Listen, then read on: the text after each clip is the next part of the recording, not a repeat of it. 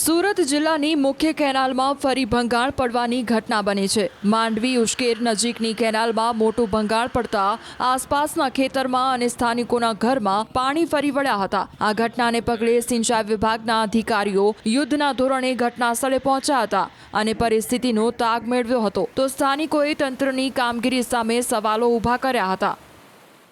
સુરત જિલ્લાના માંડવી તાલુકાના ઉશ્કેર રામકુંડ પાસેથી જે કાકરાભાઈ જમણાકાંઠા કેનાલની અંદર વહેલી સવારે જે ભંગાણ થયું હતું, ભંગાણના દ્રશ્ય બતાવવાનો પ્રયાસ કરીશ કે હાલ જે આ કાકરાભાઈ જમણાકાંઠા નહેરની અંદર ગઈકાલે જે પાણી 3000 ક્યુસેક જેટલું નહેરની અંદર છોડવામાં આવ્યું હતું, જે અંતર્ગત ખાસ કરીને વહેલી સવારે 3 કલાકે આ ડાબલું પડતા હાલ આજે નહેરનું પાણી જે સમગ્ર ખેતરોમાં તેમજ વાવિયા ખાડીની અંદર ડાયવર્ટ કરવામાં હાલ જે સ્થિતિ છે આ તમે દ્રશ્યની અંદર જોઈ શકો છો કે સમગ્ર ખેતરોમાં તેમજ રામકુંડ પાસે આવેલા ઘરોની અંદર પણ આ કેનાલના પાણીએ ભરાઈ જવા પામ્યા છે। ખેડૂતોને પારાવાર નુકસાની વેઠવાનો વારો આવ્યો છે। અનેક વખત આ જ વિસ્તારની કેનાલોની અંદર અનેક વખત ગાબડાઓ પડતા સ્થાનિક ખેડૂતોની અંદર પણ રોષ જોવા મળી રહ્યો છે। ખાસ કરીને આ દ્રશ્યને જોઈ શકો છો કે કેનાલની અંદર જે પાણી છે એ ડાયવર્ટ સીધું વાવિયા ખાડીના ખેતરની અંદર જઈ રહ્યું છે। આપણી સાથે કાર્યપાલક ઇજનેર છે, એમની સાથે વાતો કરવાનો પ્રયાસ કરીશું। જે તમારું નામ, આ ગાબડું ક્યારે પડ્યું, કેટલા ક્યુસેક પાણી જોવામાં આવ્યું હતું ને શું સ્થિતિ હાલ? મારું નામ એમજેડ બોગરા, નાયબ કાર્યપાલક ઇજનેર, તડકેશ્વર પેટા વિભાગ તડકેશ્વર। લગભગ સવારે 3 વાગે નહેરમાં ગાબડું પડેલું છે। આ રામકુંડ કોતર છે। રામકુંડ કોતર મુખ્ય નહેરને 39 કિલોમીટરની ચેનેજ પર ક્રોસ થાય છે।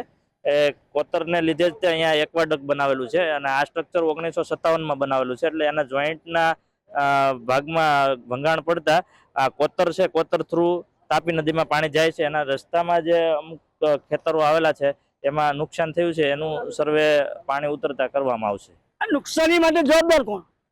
નુકસાની માટે જવાબદારમાં તો જે કેનાલમાં ભંગાણ પડતા જે કોતરમાંથી પાણી ડાયવર્ટ કરવાનું હોય એ પ્રક્રિયા સિંચાઈ વિભાગ દ્વારા થઈ છે, એટલે હવે પછીથી એમાં સર્વે કરતા જાણ પડશે કે શું નુકસાન થયું છે। મોટી માત્રામાં પાણી ડાયવર્ટ કરવામાં આવ્યું છે। ઉશ્કેર મુંડલાવનો બ્રિજ પણ ડૂબી ગયો છે, ગામ પણ સંપર્ક વયા થયા છે। ઘોડાપુર જેવી સ્થિતિ ખાડીની અંદર છે। હા, એ થોડા સમય માટે હતી, પણ હવે લગભગ તરત જ 3 વાગે કેનાલ 0 પરથી બંધ કરતા ઉપર આવેલા 2 એસ્કેપમાંથી પાણી ડાયવર્ટ કરતા પાણી અત્યારે જ અહીંયા લગભગ 30% જેટલું છે, એટલે થોડા સમય માટે જે ફ્લશ હતો તે હતો, પણ હવે પાણી ધીમે ધીમે ઉતરીને લગભગ 5 કલાકમાં નીલ થઈ જશે। કઈ રીતની કામગીરી કરવામાં આવશે ભંગાણ સમયે? મશીનરીઓ આવી ગઈ છે અને માટી પણ મંગાવવામાં આવેલી છે, એટલે પાણી નીલ થતા તાત્કાલિક માટી કામ કરી પાળો બનાવીને ફરીથી લાઇનિંગ કરીને કેનાલ લગભગ 2 દિવસમાં શરૂ કરી ખેડૂતોને પાણી આપવાનું શરૂ થશે। ન્યૂઝ 18 ગુજરાતીની ટીમ પહોંચી છે ઉશ્કેરની બાજુમાં ટોગાપુરની અંદર તળાવ ફળિયાની અંદર લોકોના ઘરોમાં પાણી વહેલી સવારે ઘૂસી જતા લોકો સૂતા હતા। એ સમય દરમિયાન પોતાના ઘરની અંદર પાણી પ્રવેશ કરતા જ નાસભાગ મચી જવા પામી હતી અને પારાવાર નુકસાની વેઠવાનો જે હાલ અહીંયા જે શ્રમજીવી પરિવારો ખાસ કરીને રહી છે તળાવ ફળિયામાં દ્રશ્યમાં જોઈ શકો છો કે ટોગાપુર ફળિયાની અંદર ટોગાપુર ગામના તળાવ ફળિયાની અંદર 3 થી 4 ફૂટ જેટલા પાણી ભરાવા પામ્યા હતા અને હાલ જે લેલનો જે ગેટ બંધ કરાતા હાલ પાણીનો પ્રવાહ ઓછો થવાના કારણસર આ તળાવ ફળિયામાંથી પાણી ઓસરતા જોવા મળી રહ્યા છે।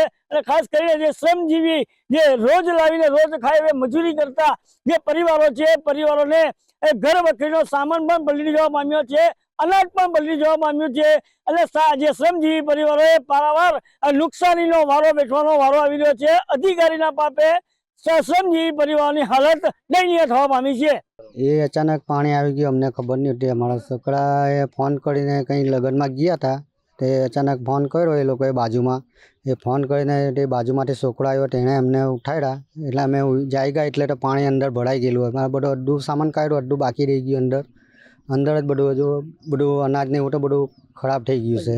નુકસાન તો ઘણું થયેલું છે, જે અનાજ બનાજ કપડાં બપડા બધું જ બહુ નુકસાન થઈ ગયેલું છે। ઘર બર બધું તૂટીને ખરાબ થઈ ગયેલું છે। તમને કેવી રીતે ખબર પડી કે પાણી આવતું છે? અમને હાંભે ઘરવાળા છોકરાએ ફોન કર્યો તો અમે છૂટેલા હતા, તે અમને ફોન કર્યો તો ખબર પડી અમને। તો અમને ઘરનો દરવાજો ખોલ્યો તો પાણી બહુ જોરમાં હતું, તો દરવાજો ખોલતા જ ઘણું પાણી આવી ગયું, તો અમે પોયરા હતા બહાર નીકળી ગયા બીજાના ઘરમાં। સવારે મરસ કે 3 વાગે મારા પર એક ખાતેદારનો ફોન હતો કે સાહેબ આ જગ્યા પર આપણે એક ભંગાર પડેલું હોય, સ્થળ પર તપાસ કરાવતા વિગત સાચી હોય 0HR પરથી અમે તાત્કાલિક જે મેઇન કેનાલના દરવાજા છે તે બંધ કરી દીધા હતા અને પાણીને ડાયવર્ટ કર્યું હતું એસ્કેપ ઓપન કરાવીને. હવે આજે સ્થળ પર અત્યારે અમે બધા હાજર છે અને સ્થળનો પરિસ્થિતિ જોતા અત્યારે 7-8 કલાકની અંદર કેનાલમાં પાણી ડાઉન થવાથી યુદ્ધના ધોરણે કામગીરી ચાલુ કરવામાં આવશે અને આઈ થિંક કામગીરી 1 થી 2 દિવસની અંદર પૂર્ણ કરવામાં આવશે કામગીરી. માંડવી તાલુકાના ટોગાપુર ગામે કાકરાપર જમણા કાંઠા મુખ્ય નહેર પસાર થાય છે. જે નહેરમાં તૂટી જવાના કારણે પાણી ગામના અમુક ચોક્કસ વિસ્તારમાં પસરેલ છે, જેના કારણે ખેતીવાડી અને લગભગ 7 થી 8 જેટલા ઘરોમાં પાણી ભરાયા હતા. અમુક ચોક્કસ એરિયામાં હજી જઈ શકાતું નથી, એટલે સર્વે કે એવું કંઈ કર્યું નથી, પરંતુ કોઈ જાનહાનિ કે પશુહાનિ થયેલ નથી. દ્રશ્ય બતાવવાનો પ્રયાસ કરકે પોલીસનો કાફલો તેમજ ગામજનો પણ અહીં જે કેનાલની અંદર ગાબડું પડ્યું છે એને જોવા માટે આવ્યા છે. એટલે ખાસ કરીને ખેડૂતોએ હાલ પારાવાર નુકસાનીનો સામનો વેઠવાનો પણ વારો આવ્યો છે અને અધિકારીના જણાવ્યા મુજબ 2 થી 3 કલાકની અંદર પાણીનો ડિસ્ચાર્જ સૌથી ઓછો થતા પાળા બાંધી અને 2 થી 3 દિવસની અંદર નહેરને કાર્યરત કરવામાં આવશે એવી પણ અધિકારીઓ વાત કરી રહ્યા છે. કેતન પટેલ, ન્યૂઝ 18 ગુજરાતી, માંડવી.